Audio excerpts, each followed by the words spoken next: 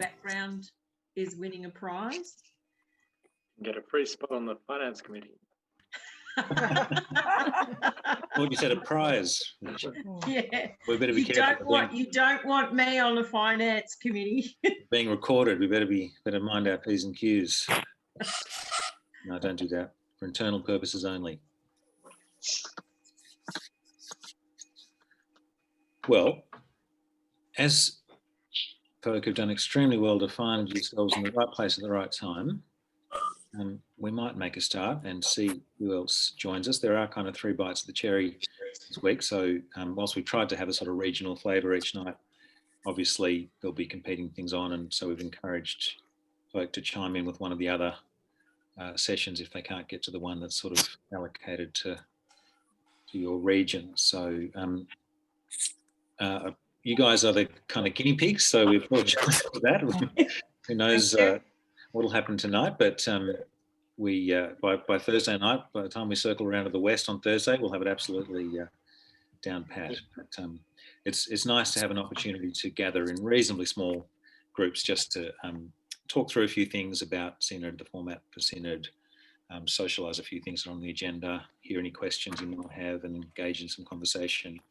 We won't keep you unduly long, we hope. We hope to wind up by 8:45, somewhere around there. We'll see how we go. But I might just open with a word of prayer.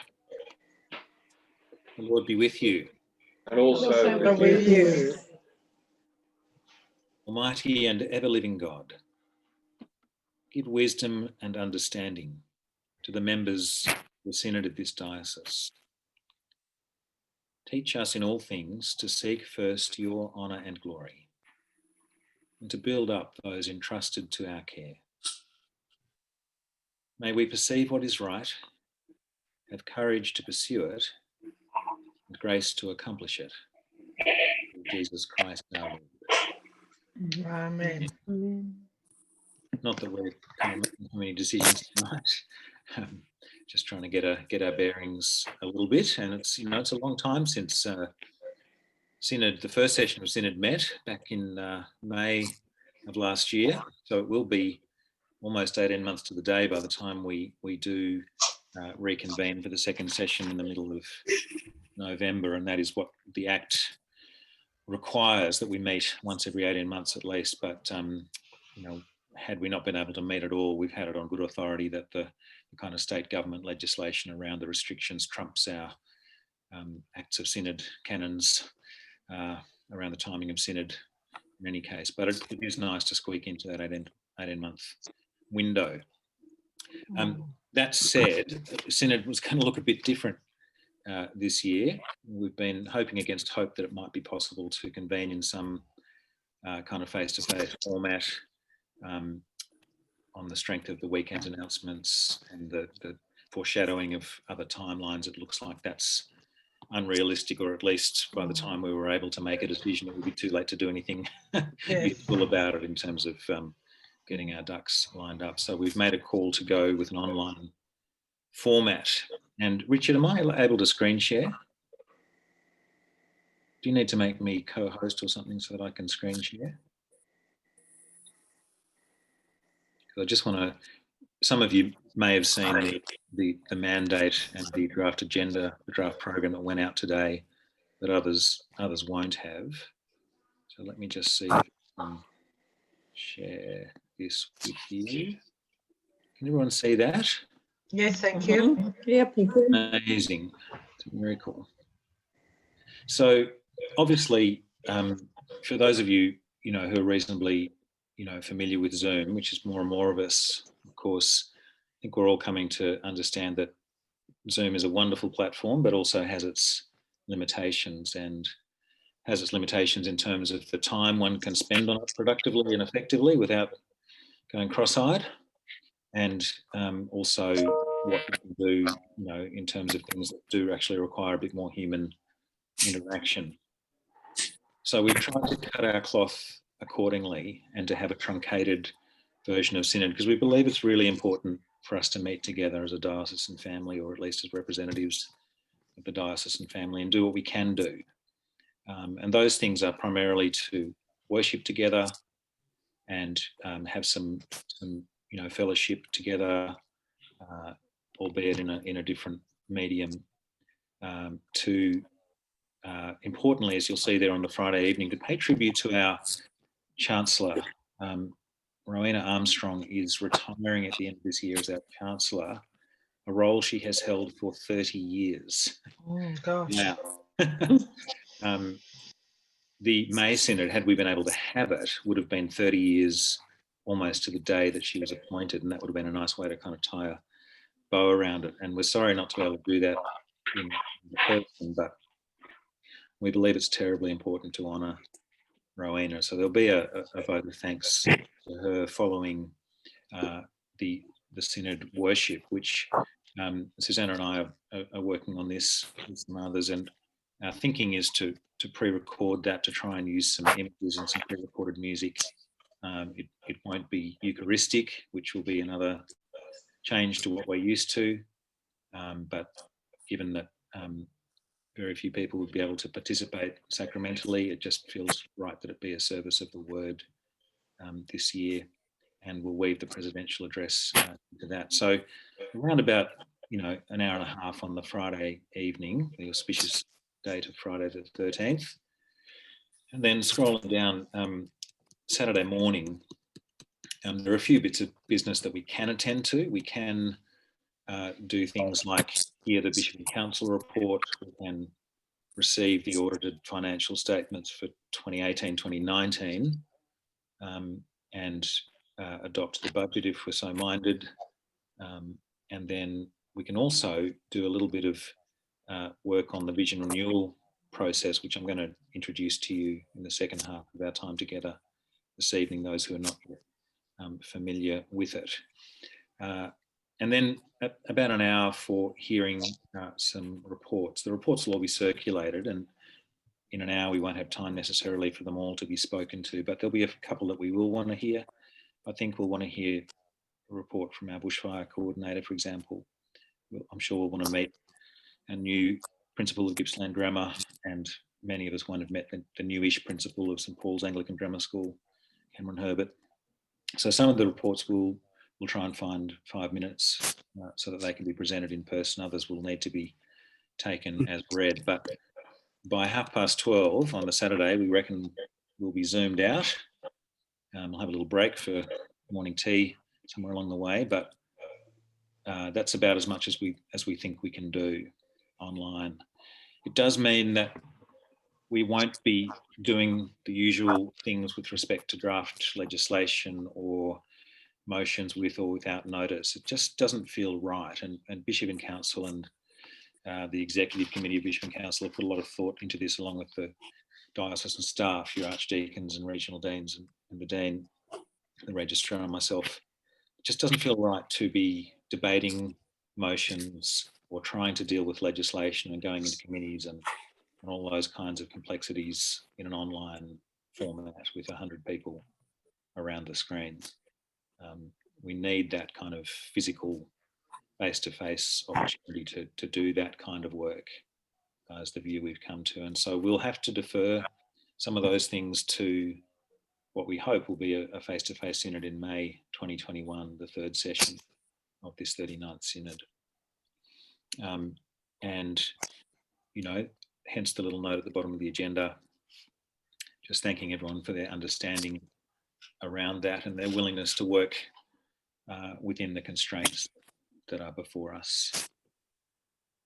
So I'll just pause there and just give you an opportunity to ask any questions or make any comments about that as the shape of our time together in 3 or 4 weeks' time.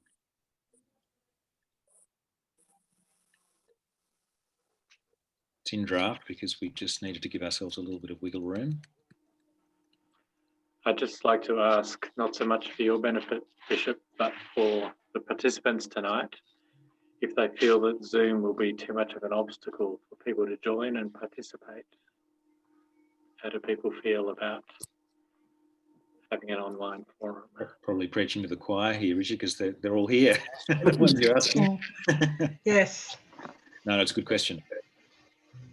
Yeah, I think that we'll those people that want to join and participate will join and participate, and those people that just want to join and watch will join and watch. Doing nothing is not a real option. So that I think this is the best way we can deal with it. Yeah, thanks, David. We didn't want to do nothing. We didn't want to not try and come together in some way, shape or form, because it's been a heck of a year when you throw the bushfires into COVID, as Yes. you know, those in the eastern region would appreciate. So yeah, I'm encouraged by that that comment. We want to encourage if people are challenged or don't have ready access to the internet, don't have the platform, you know, getting together as some of you have done this evening in small groups, you know, parish groups and things is you know, a possibility, and we'll certainly talk to, you know, our friends in OMEO and places that might struggle to connect otherwise, see if we can find some opportunities for them to perhaps come together in a small group and get some sense of collegiality as well that way.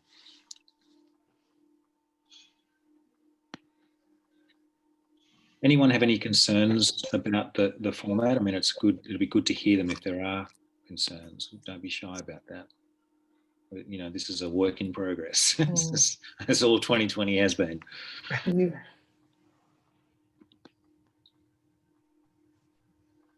All right, well, let's see how that sits with us as we go through a few things. Now, even though we can't really transact any legislation, there has been a lot of good work done on some draft legislation, and we wanted to make the most of Rowena's skills and expertise while she's still with us.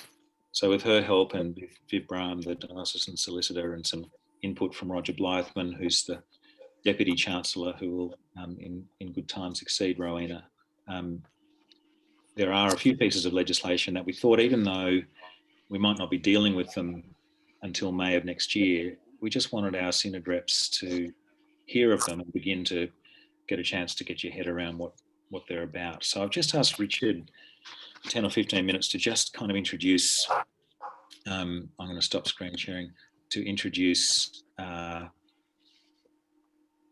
that, you know, the key pieces of what's proposed in the legislative changes. Thanks, Richard. Now I'm going to attempt to screen share, so that will take a little while. So we'll be backwards and forwards with the screen sharing. You can still use the bar down the side to see folk and scroll up and down. So. And wanted to take you through three pieces of three bills that we have before Synod prepared. But as the Bishop has talked about, not having them being put before the floor of Synod until May of 2021. So the first is the Holy Orders Removal from Exercise of Ministry Bill 2020. And this came from the General Synod Standing Committee had a review of its existing canons in place regarding the deposition of holy orders, and that part of that review realised that it was a fairly blunt instrument, which really only allowed for the deposition of members of clergy from their holy orders, and no other alternative was available. So General Synod has made a canon and recommended it for each diocese to adopt it. So over time, this will become the standard legislation in place for most dioceses across Australia, but it's being brought before Gippsland for its consideration to see whether we wish to adopt it. But essentially, it talks about how a member of clergy, for any reason, whether it's in response to allegations made against them or because they come to a process of discernment that they no longer wish to be a member of clergy within the holy orders, they can voluntarily relinquish those orders, and this act spells out the process by which that can happen. But also how even if a clergy realises they can really only work in one area of ministry and believe it's inappropriate for them to work in other areas, they can limit the scope of their functioning within their holy orders and have limits placed on any licence they may carry in the diocese. And that relates to any level of member of clergy, whether they're a deacon, priest or bishop. But it also relates to the process of deposition, and that typically happens when there has been a finding of misconduct against a member of clergy. And the bill also sets out the process, what happens if a process of revocation or deposition has occurred, yet they still continue to hold themselves out as a member of clergy. So that is one piece of legislation that is put before Synod, and it's really only, there's probably a little limited scope to bring in amendments to the bill. It's really a matter of whether the Synod chooses to adopt or to reject the canon that is before it. That's right, Richard. With General Synod bills, of course, you can't tinker with them or amend them. It's just they're kind of yes or no propositions. You can end up drafting something similar for yourself, but you can't actually tinker with the wording of a General Synod canon. So that's the first of the bills. Does anyone have any questions in relation to that?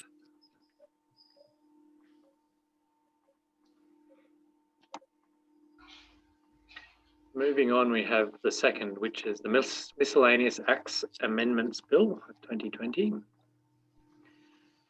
which seeks to bring in a number of reforms to existing legislation we have in place in the diocese.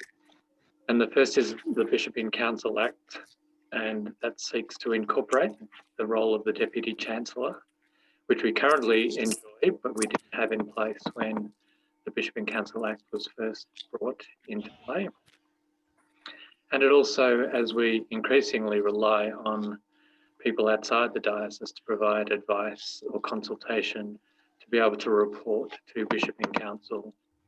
And we saw many examples of that last year when we had consultants advising on reforms to the way we manage retirement villages within the diocese. So we invited consultants to come and hold a position on the floor of Bishop in Council, and they were able to make presentations and addresses, but they had no formal position on Bishop in Council. But that may change, and we also have youth representatives, consultants and diocesan staff who may have a role to speak but not vote on Bishop in Council. We seek to bring a change to the Parish Administration Act, which seeks to provide for each parish council appointing a safe ministry officer to within each parish to conduct that role. And that is an aspect of ministry in which we're all becoming more familiar with. But currently, especially over the last 18 months, parishes have slowly been becoming used to the role and the function that a safe ministry officer has in assisting parishes build up their compliance with safe ministry standards, but this shifts it into an obligation of parish councils to ensure that that happens. So just to jump in there quickly, Richard, yeah, that's right. So this has been best practice already, across the diocese, and many parishes are doing this very helpfully. But it's really just to make sure we enshrine it in the legislation so that the legislation reflects that intention and aspiration around safe ministry. And by making it a responsibility of the parish council, it means it's not all just up to the parish priest to make this happen, that the governing body, the parish, really takes ownership and responsibility for that very important role in their structures. A good example is some parishes that have on their parish council agendas a standing item of safe ministry, and they regularly report on which church workers within the parish, whether it's in parish leadership or family and children's workers, right down to anyone who's on a roster as to whether they're compliant or not. So that's the ultimate standard which we seek to aspire to, and understanding it's a process to getting from where we are to where we wish to be in the future. The other change within this amendments bill is to change the composition of the Professional Standards Board. Currently, it relies on a panel of 9 people being appointed, and we need 9 people before we can even begin to consider holding a Professional Standards Board hearing. And following a review of this, we would recommend that it's probably unrealistic in a diocese such as Gippsland to have a board which comprises such a composition. So it seeks to modify the board down to a smaller panel from which to draw from, but then to also look at within each matter that comes before it to really match the skills and qualities that exist on that panel to ensure that there's an appropriate hearing of a matter. So that might be, for a simple matter, the president sitting alone and reading the papers and making a determination, or for a matter that's a little more complex, having a lay member, a member of clergy, and either a president or a deputy president hearing a matter, or for extremely complex matters, a matter hearing a full panel, sort of bringing some flexibility into that body. Thanks, Richard. And I think a full panel for us would be, 5 or 6 people rather than the 9.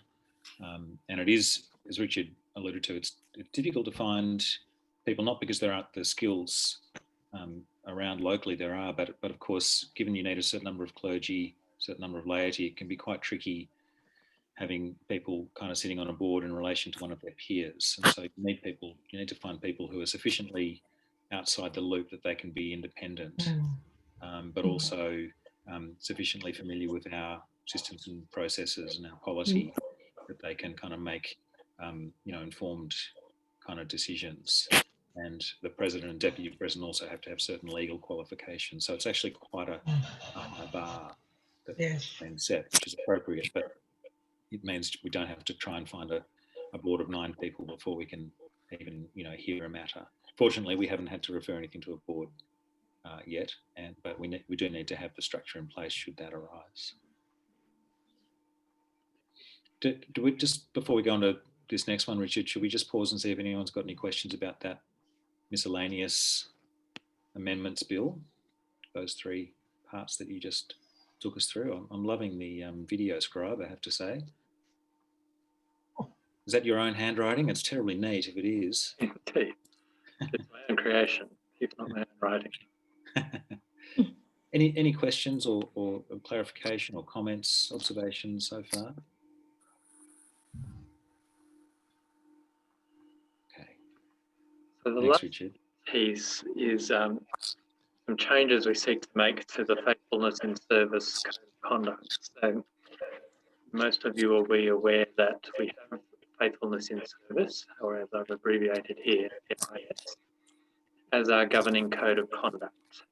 And that prescribes for clergy and all church workers what we expect of and the standards of conduct that are required of church workers within the diocese. If we breach that code of conduct, where everyone is liable to a complaint of misconduct, and that is why we have Professional Standards Board and Professional Standards Committees. We have panels of investigators. We have a whole tranche of responses available to respond to complaints of misconduct. Now, part of that code of conduct relates to sexual conduct and relationships of clergy and church workers.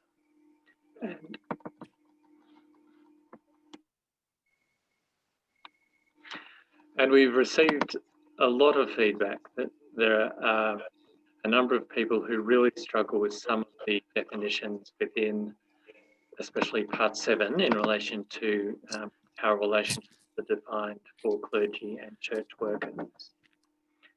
And essentially that is that to sign on to faithfulness in service and agree to be bound to it, we are agreeing to be chaste outside of marriage. And many people feel that doesn't adequately reflect our current standards that we expect of our clergy and church workers. So that, pardon my handwriting, which I just noticed my spelling mistake, excludes people in civil marriages or de facto relationships, but also as cultural values change, other relationships that we may seek to include within the church.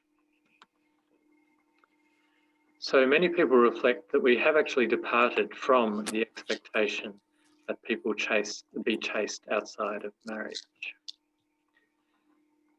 And so on the one hand, we have expectations of code of conduct that we expect everyone to be bound by, but others that we say, well, if you are in a de facto relationship, we'll turn a blind eye to that and we won't necessarily be able to find you guilty of a finding of misconduct.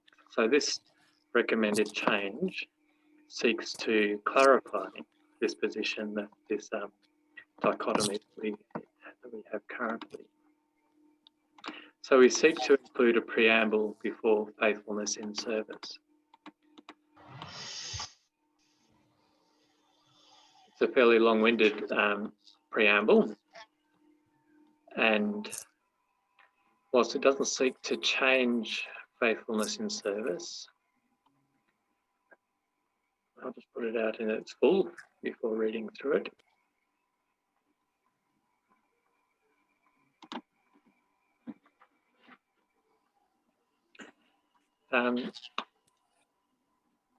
What it's saying is that for those who are in a committed and monogamous relationship with another person, is not regarded as being in breach of faithfulness in service, only because they're not married according to an Anglican marriage rite.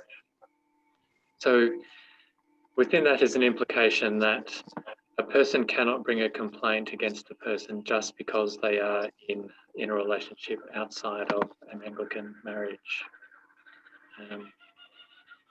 And however, otherwise, we accept that the faithfulness in service is the code of conduct, which we expect all clergy and church workers to be compliant with. Thanks, Richard. And just a couple of comments from me before we throw this one open for conversation. So a couple of key things here. The faithfulness in service again comes to us, via General Synod, and it applies to all church workers. So it's not just the code for clergy; it's the code for anyone who is deemed to be exercising a ministry with the authority of the Anglican Church. So, an op-shop convener or member of parish council or a volunteer in some other capacity, paid or unpaid, anyone who could reasonably be assumed to have the imprimatur or authority of the Anglican Church in going about their ministry, needs to sign up to the code of conduct. So, Richard's comments around de facto relationships, would apply to a number of people in that position. And, we're asking people to sign up to something that they can't actually sign up to, hand on heart. So there is that kind of incongruity there. So this has come up. A number of dioceses have, attempted to put some parameters around this by way of how we interpret it. As Richard said, we're not at liberty to actually change faithfulness in service, but we can include preambles that make it clear how we are going to interpret it in the Diocese of Gippsland. So this has come through the corporation of the diocese and from the corporation to bishop in council, and it's been endorsed both places, unanimously in the corporation and almost unanimously at bishop in council, to try and just clarify and tidy up this section 7 given, as Richard said, some changes, to the Marriage Act and some changes culturally more broadly, in a way that it doesn't put the code of conduct in front of people as a barrier to them exercising their ministry. So I'll pause there, and there may well be some questions or comments around this one that we can have some dialogue around. Cynthia. Yeah, look, I was just wondering, looking at the Professional Standards Act and also Faithfulness in Service, whether there is, as a general practice, any form of regular auditing of a parish's adherence to these acts. It's a good question, Cynthia. In fact, the diocese is actually being audited as we speak. That audit process has almost come to completion. As part of the 2017 Act that we also adopted in 2017 at that short synod that Bishop Kay led right at the end of December in 2017. The part of that is that General Synod will routinely audit each diocese on a kind of cycle. And this year was the first year of that cycle, and we were one of 4 dioceses randomly selected to be audited. And so the Safe Ministry Authority, with Val leading in her wonderful team, and Cheryl and the PSC have been working with the auditors appointed by General Synod to work through that process. And we're eagerly awaiting their report, because it's an opportunity to hold a mirror up and look at our processes, and also to continually improve our processes. And Jill Wood, internally, Jill Wood's the person who can help, make sure that we're compliant, internally as well. Thank you. So the Safe Ministry Authority will be providing a report to the Synod around its work in striving to achieve compliance across various parishes and across the diocese. Yeah, so the phrase in 7.4 that Richard was alluding to is faithfulness in marriage and chastity and singleness. And so a number of dioceses have actually adopted faithfulness in service with a different form of words there, talking about integrity of relationships, other forms of words. We felt, like Wangaratta, that we didn't really want to amend the text of faithfulness in service and therefore have to adopt a different code of conduct. We wanted to retain that, but insert a preamble that governs the interpretation of that part of the code in our diocese context. So it's a minimalist approach, I guess, to addressing that issue. There are a few members of Bishop and Council present. Does anyone else want to comment on that?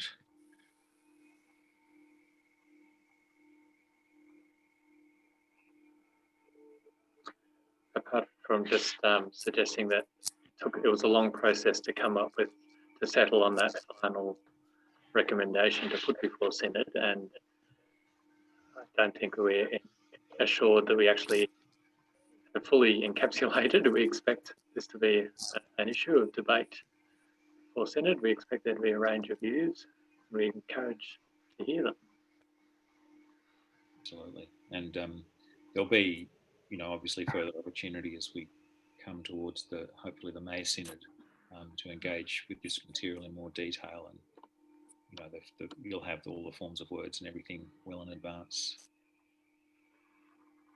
So that just gives you a bit of a sense, if you're happy to move on, of the work that's been done around draft legislation. And there's always a bit of that at Synod. It wouldn't be Synod without a bit of draft legislation, except this year when we're not doing it, because we're online. But at least you've had a little taste that things have been happening on that front in the background. So what I want to do just for the next 25, 30 minutes or so is give you a pretty high level overview of the vision renewal process. So I'm just going to go back to screen sharing in order to do that. I'm going to delete that and do that. Everyone see that okay? Yes, thank you. Thank Yes. Yes, Just going to scroll up to the top where I should start. Always good to start at the beginning. you. Now, a number of you will have had some exposure, more or less, to the early stages of this process. And for some, this will be quite familiar. For others, it'll be quite new. And I wanted to just try and bring everyone up to speed so that we can take away a little bit of homework to do in preparation for Synod, so that when we come back to Synod and break out into small rooms online, we can actually do a bit of work together around this process. So, Vision Renewal 2021 to 2024, an overview. Why would we be doing something like this at this time? Well, the current diocesan vision, which we enjoy seeing around all our churches, Literature Stand and other places, posters, Jesus Christ Here Today for Gippsland. It was time to begin in 2017 and to end in 2020. So there's a kind of chronos, a kind of tick-tock clock time that suggests that this is timely to be renewing the diocesan vision, because the current vision's in its final year. But a number of us felt that it was also a kind of kairos time, an opportune or appointed time to be doing this kind of work, because 2020 has asked us some really, really hard questions. And we're in a bit of a moment, a good moment in some ways, a hard moment, but there's a tremendous opportunity for us to think about, the shape of our mission, the next chapter. So that's kind of why. In terms of whose is this work, well, it has to be all of ours. A renewed diocesan vision must belong to everyone in the diocesan family. It needs to speak about us. It needs to help us tell our story to ourselves and to others, to hold up that mirror, but also shine a lamp so that we can share our story with others. And it needs to speak to us. A good vision, a good process, and a good outcome will inspire us. It will challenge us. It will galvanise or unite us. And most importantly, it will also shape strategy. Vision processes are not just meant to be feel-good kind of exercises. They are actually meant to inform our strategy at a diocesan level and to encourage strategic thinking in particular areas and directions at the local level as well. So we're hoping all of our ministry centres will feel empowered and encouraged to make decisions at the local level based on the framework of a renewed diocesan vision. And importantly, it needs to be led, and some of us have particular responsibility in that respect, but it also has to be owned. We want it to be really something that everyone feels they've had a chance to contribute to participate in, and at the end of it, they can say, "Yep, I can put my name to that." So how do we do it? Well, I've come up with a little acronym, because as Anglicans we love our acronyms. So do we be with an acronym? The first rule of my little credo acronym, credo, Latin word for believe, I believe. Believe, that's right. First, second, and third rule of how to do a vision renewal process is consult, consult, consult. So we're talking to, and we'll continue to talk with as many people as we can, including all of you here tonight, and all of our synod reps. Secondly, reflect. We want the process to be shaped and timed so that there is actual space for reflection and opportunities for people to engage with one another, which is the third dot point. So we need forums, we need instruments, we need time and space to encourage people to reflect and then to engage with the process. We want ideas to be shared, we want conversations to be had, we want those to be robust and interesting and open-ended. And to that end, we want people to dream, we want you to dream. A vision statement worth its salt is forward-looking. We want the what-ifs. imagine how it could be. And then lastly, I had to resort to a Latin word here to make my acronym work. Oramus. Right. The whole exercise has to be grounded in prayer. Prayer. And there'll be some resources around that, coming out a little bit later in the year. But we need to pray through this whole process, and there's a lot of prayer already gone into it. When is all this happening? Well, we've taken some very small steps since mid-year. It's been a bit tricky with the COVID situation, but there've been some things we have been able to do usefully. There's certainly some opportunities in this spring period now towards the end of 2020, these last 3 months of the year. And we've got a goal, around Eastertide and perhaps Synod next year, when we'd like to kind of, bring the process to completion and fruition. That tells you we're not in a mad rush. I mean, we don't want these things can drag on, and we don't want it to, to go on forever. We do want to get to an end point, but it takes the time it takes. And all of those things that I've just gone through, consulting, reflecting, engaging, dreaming, and praying, need to be honoured. So, the process is, we hope, a measured one. It's probably the best word to use. What is it? Well, there are many intersecting pieces, I think, and a few indicative timelines. So far what we've done is we've had some kind of scoping conversations with different groups of people. And I've been very opportunist around this and just kind of lobbed it in where there's a little opening. Right, let's do an exercise. And all of these groups have done a different exercise or different collection of exercises. They're all related, of course, but they've got different, looking through different lenses.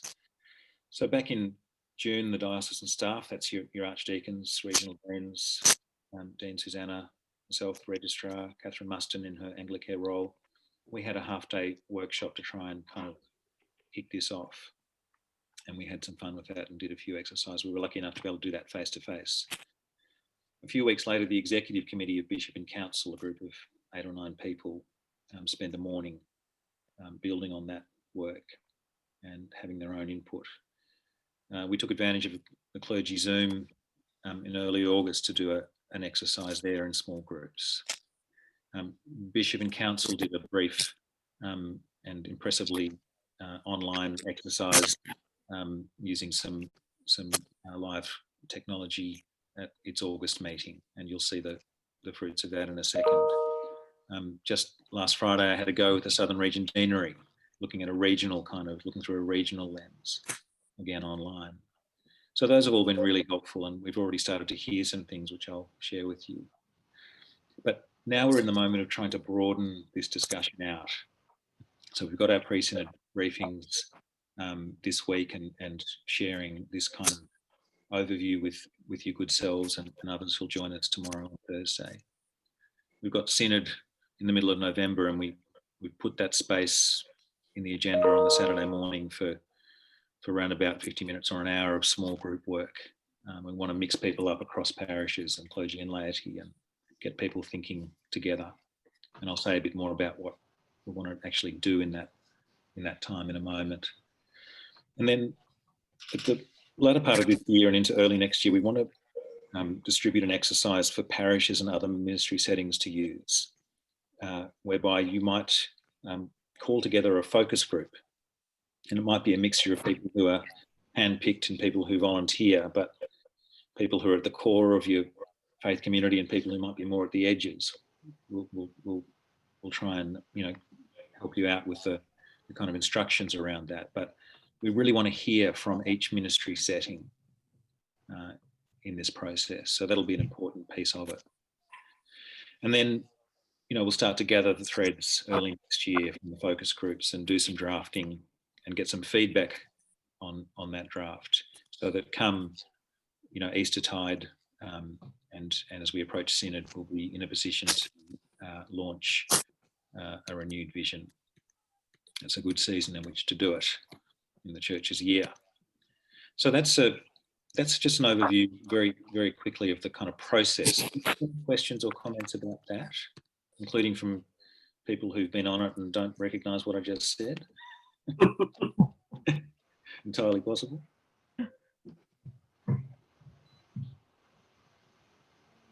No? Jolly good. Okay. So what have we heard so far? I'm not going to go through all of this line by line, but we've heard some ideas around the context we're in. That's that kairos thing, that moment we're in. You know, there are obvious local challenges, things beyond our control.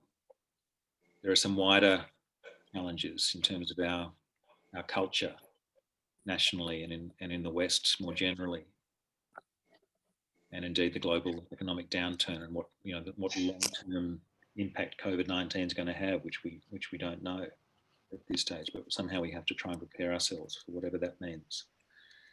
But also some wonderful opportunities that, you know, the clergy Zoom talked really helpfully in the small groups around this idea of disruption. And, you know, there are learnings in that and there are unlearnings, and there's a chance to go back to first principles and think about what really matters. What is our core business? If we can't do a whole bunch of things that we're used to doing, what can we do and what are we actually supposed to be doing? Where do we want to put the energies and the resources we have, given the constraints we find ourselves under? So it's kind of a missional moment, I think. And it strikes me that, you know, back at last Synod, we were talking a lot about Red Alert, Gil Can's book, and some of the challenges Gil Can put to us. And the pandemic in a way has kind of brought some of those conversations forward, made them even more urgent pressing for us. So that can be a good challenge and a good opportunity for us. What might help or hinder a process like this? Well, technology can be a great asset, but we have to be mindful of those that it excludes because they don't necessarily have easy access to it. It was felt, you know, we've heard that our culture, our diocesan culture is an enabler, that in the sense that, you know, we're an inclusive community, the relationships are strong, there's a sense of unity and shared purpose and collegiality, all those things. Obviously our communication platforms, they're all enablers. But what about the inhibitors? If we're going to be honest about you know, what might get in the way? Well, sometimes these processes have a bit of a groan factor. It's kind of like, oh no, here we go again. Is it that time already?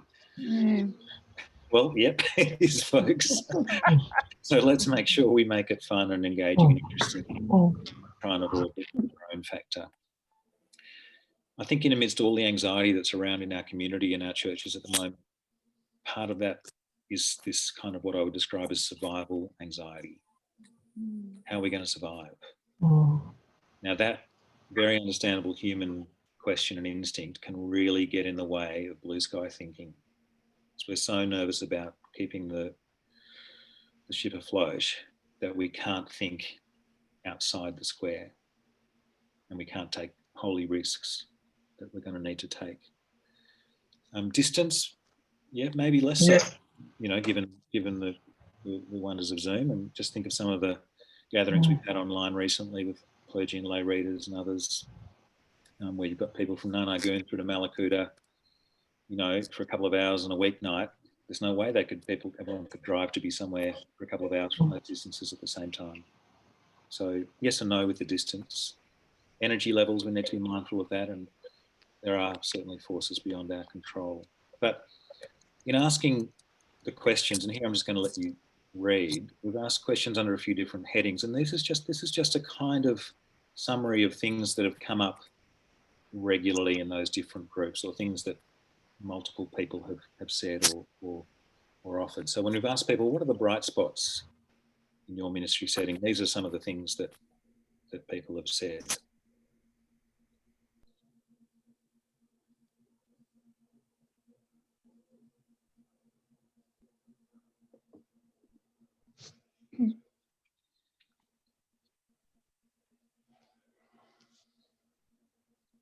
I wonder if you resonate with one or more of those in your context. Definitely. We'll send all this around, but I just wanted you to see it fresh. We asked people in different ways, shapes or forms in those different scoping conversations, what are you worried about? What are your 3 o'clock in the morning moments? What are you nervous about?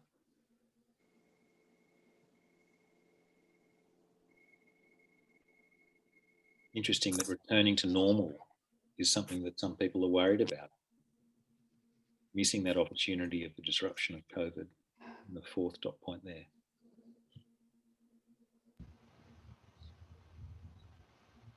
I think I've had some video scribe typo moments there too, Richard. So I'll look through that. Anyway, I'll tidy all that up.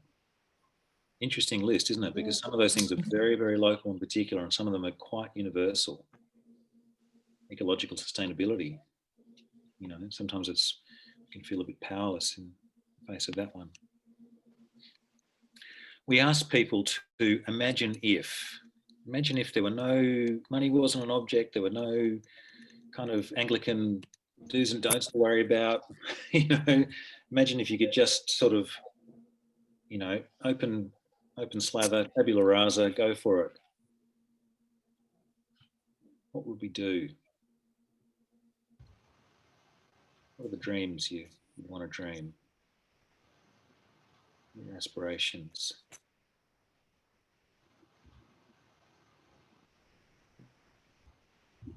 Again, there's some things that are in our control in that list and some things that might feel like they're outside of our control.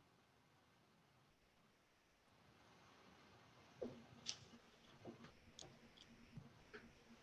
some reason, there are 17 dot points under every heading. I don't know how I arrived at the number 17.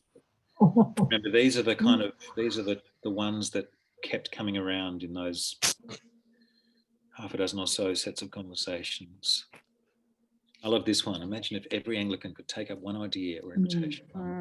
Wouldn't it be good to have a vision statement that made that possible for everyone in our family?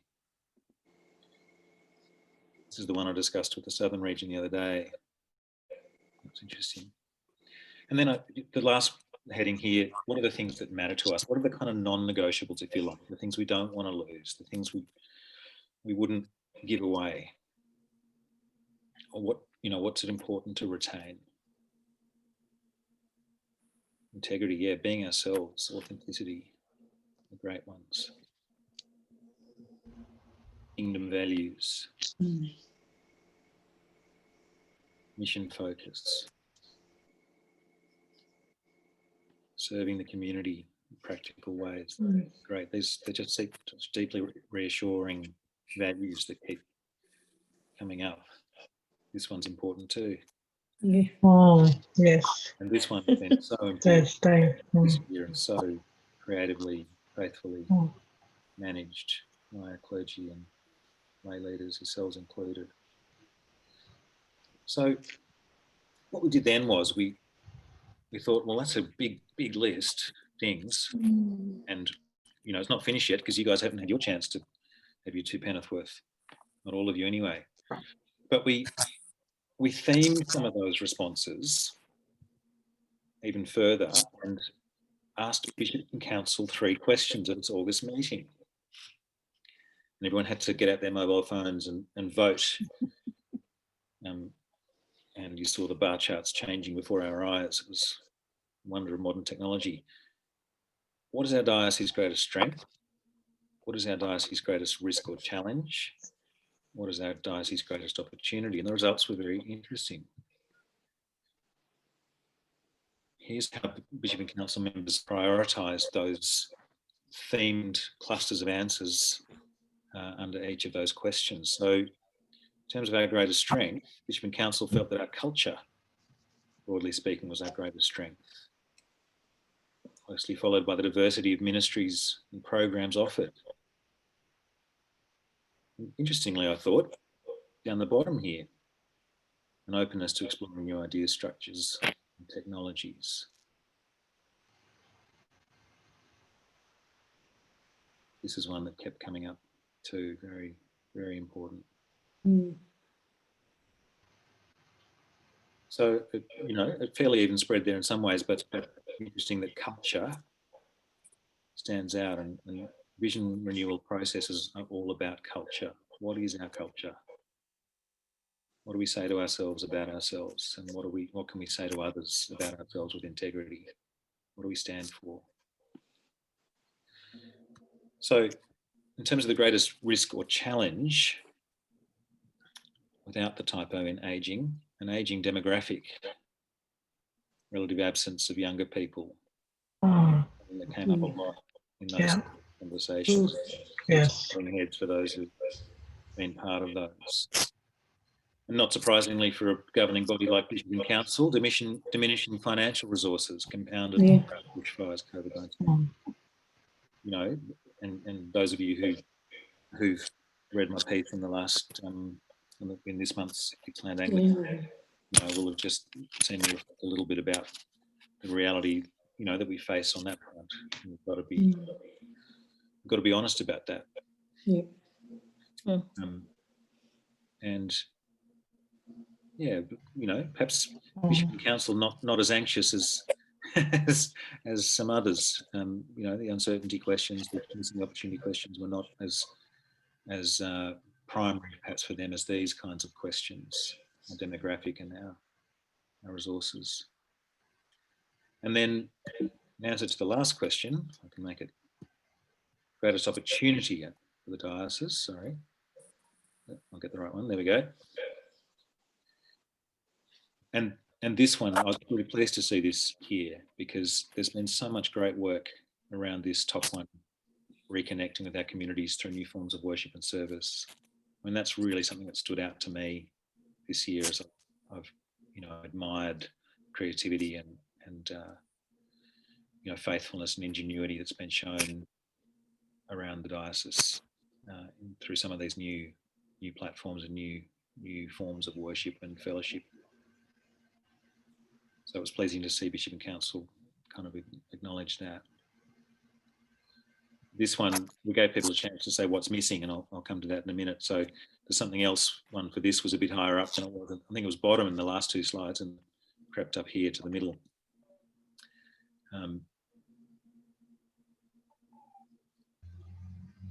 And this is good too. The need and the freedom to be creative in response to disruption. So that's what we want this process to help us deliver. So that question 4 then, when we asked them what's missing, this is how they grouped them under the various headings. But in fairness to Bishop Council, these sort of things weren't missing from the conversations that we had in those first rounds. They were just missing in obvious ways from the way they were kind of summarised in those kind of bar graphs. But it's good that Bishop and Council is wanting these things to figure in our vision and mission statement. So these are the things that Bishop and Council would have wanted to throw in to the mix. And I think this one's key, the opportunities, ecumenical projects, partnerships more generally. That issue, key issue of connection, equipping people to adapt in this new space. This is important too. We don't have to, this is not a baby and bathwater exercise. That's right, yeah. And this is key. This keeps coming through, telling our story. Tony Wicking was giving a reflection the other day at the Southern Region Plenary Conference, and he said something like, we don't want to throw out the baby with the bathwater, but we might want to change the bathwater. That was a nice way of putting it. So we wonder what you think, and we look forward to finding out at Synod. So I've actually got a little bit of homework for you, and it's very easy. It's 3 words. As you do this credoing, consult, reflect, engage, dream, and pray, as you start to take up those invitations, there are 3 questions that we would like you to take back to your parishes or ministry settings in the weeks between now and Synod, and just talk to people at your Zoom morning teas or, you know, when you're getting together on the telephone or however you're able to get together. In the light of the experience of this year and what it has highlighted in your context, stop, keep? What is something we want to start doing that we perhaps realised this year? Something that we've tried that, you know, that works, and we want to actually really kind of go for it, really build on it and equip ourselves to do that work properly in an ongoing way. What's something we might need to stop doing? Something we've just always done, and, you know, for some reason this year we've had to stop doing it, and we realised that the ceiling didn't fall in, and in fact, you know, it might have served its purpose and run its cycle and be soaking up a whole lot of time and energy and not actually building the kingdom of God very much.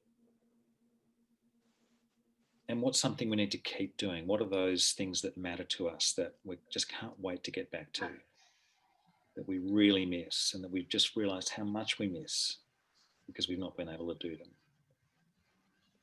So even though you haven't got this to take away with you tonight, we will circulate it. It's pretty straightforward. 3 words: start, stop, keep. Really encourage you to have some of those conversations with your colleagues and partners in ministry in your local ministry setting, and to bring those, you know, as well as your own ideas, to bring those to share in small groups at Synod. So when we break into small groups at Synod for 50 minutes, thereabouts, these are the kind of things we want to discuss and to share with each other in that time. So I will pause at that point,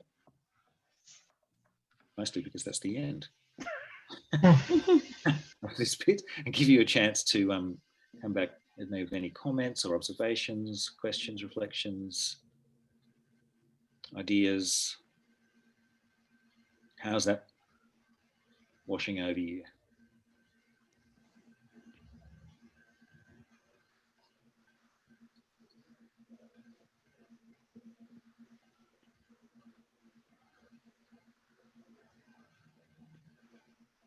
Must be 8:30 on a Tuesday night. Everyone's exhausted. I think it's can I say something?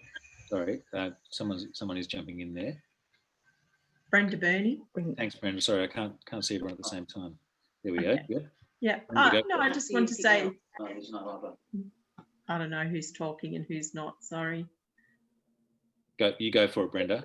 Okay. No, I just want to say thank you, Bishop Richard, for taking us through that. I've been a part of a lot of that process, but seeing it all in that format now has given it more shape. I actually missed the one in June, Yeah, that's right. because I was on leave, and so a lot of it was kind of not linking for me. So this has actually helped to put that into much better shape for me, and a welcome, I think, given what this year's been like, to actually talk to my faith community about that start, stop, keep thing, because we haven't done that yet. We haven't had an opportunity to do that yet. So, and probably good going into our AGMs as well to start thinking about those sorts of things. So thank you.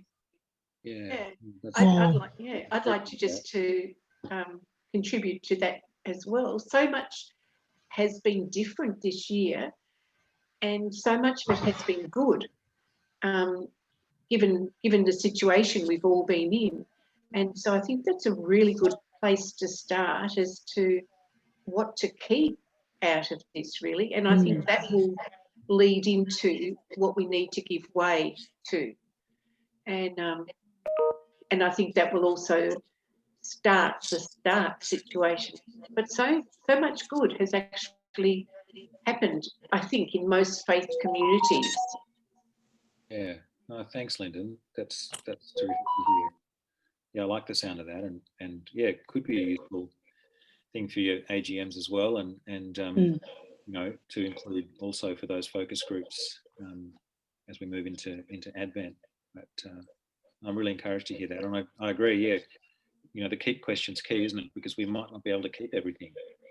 You know, and that's where the rubber sort of hits the road, and we actually have to prioritise and be good stewards of our energies and time and resources. Other questions or comments to people who've not who might have just heard about this in a pastoral video or in a in the TGA or something en passant, but not really kind of knowing what it's about. Is this helpful in terms of just introducing you to the process? Yes. Yes. Yes. Very Yes. helpful. Mm. Yep. Very good. Yes. That augurs well for Wednesday and Thursday, Richard. That's good. We don't have to pair it up and start again. That's excellent. No. No, I'm glad about that. And it's really been a wonderful team effort. There are, when you circle back, I can just get back to the top quickly, to the groups that we've already kind of engaged with. Quite a lot of people, as you can see from the summary of the responses, quite a lot of people have already had a chance to, to connect with it, just in those groups there. So we're really looking forward to this kind of stage of widening the listening circle, because it's a listening exercise in the first instance. We want to hear what's on people's hearts and minds, and their hopes and dreams are. Well, if there are no more questions around that, and we will make sure that you get a chance to have a copy of this, so you can kind of do that homework with the information before you. I'll just stop screen sharing for a bit and see if there are any other questions or comments about Synod, or the lead up to Synod, your role in Synod, the draft program, the legislation, or anything else about life in the universe that is troubling you, or I might be able to help, which you might be able to help you with, others gathered around the room.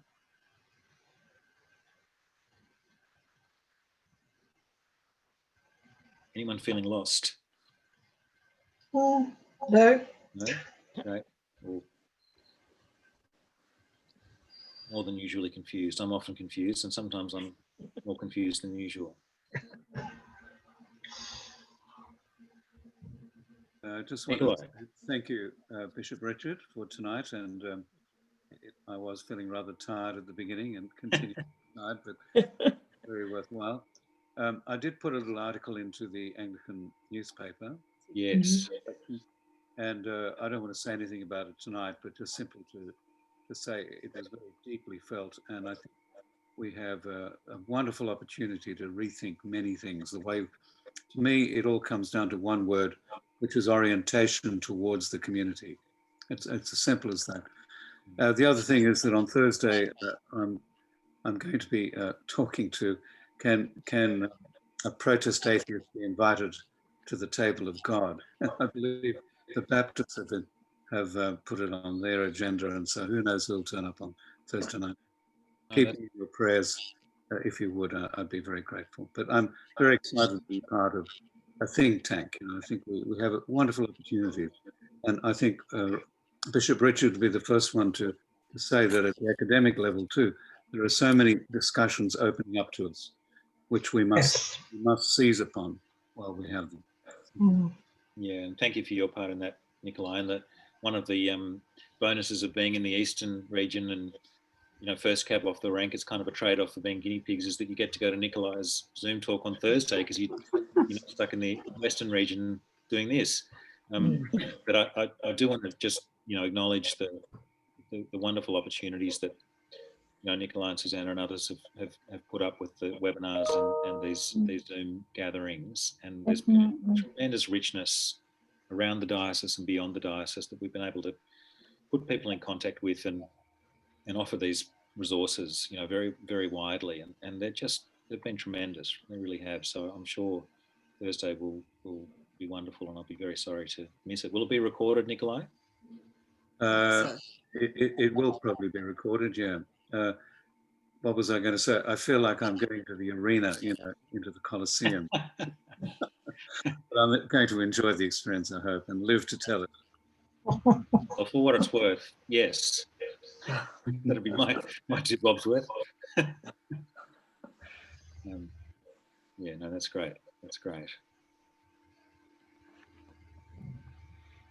Well, look, it's really lovely to see you all, and I'm really grateful for your time. We don't take this time for granted. Everyone's been so generous and so willing with their time and, efforts this year, and really do appreciate so many, not only, our wonderful clergy and paid lay workers, but so many volunteers who just really put their shoulder to the wheel, in new, very special ways this year. And so we are grateful for the time you've given to this exercise. I hope it just helps you kind of feel connected with the lead up to Synod and some of the other processes that are happening. And it'll mean that when we come to Synod, we'll be able to use that shortened time as effectively as possible. So, and if you think of any questions or comments subsequent to this evening, don't hesitate just to sing out, to shoot us an email or pick up the phone and have a chat. I'm always happy to do that.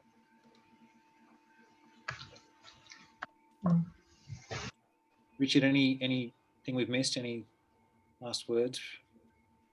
I was going to ask if people wanted any of the resources we've shared, although I imagine part of the process of a vision is that people bring their own material to the table rather than sharing the content that's come from others. But some of the legislation slides can be distributed if people are interested. And this has all been recorded too, so we can, for anyone who wasn't able to get to any of the 3 sessions, we can make it available. Terrific. Yes, please. Well, we'll organise that, get them circulated, and that's right, Richard. We want to strike the balance between sharing what fruits have already been gleaned from the process, but without stifling new thoughts and the ideas of people who are coming at it fresh. I guess that's the kind of balance we want to strike, and the tension we want to hold. So that's well put. All right, folks, we'll release you into what's left of your Tuesday evening. Shall we say the grace together? The grace of our Lord Jesus Christ, the love of of God, and the fellowship of the Holy Spirit be with us all evermore. evermore. Amen. Lovely to see your faces and hear your voices. Take care, everyone. Be safe. Go gently and well. Speak soon. Thank you, Bishop Richard. Thank you.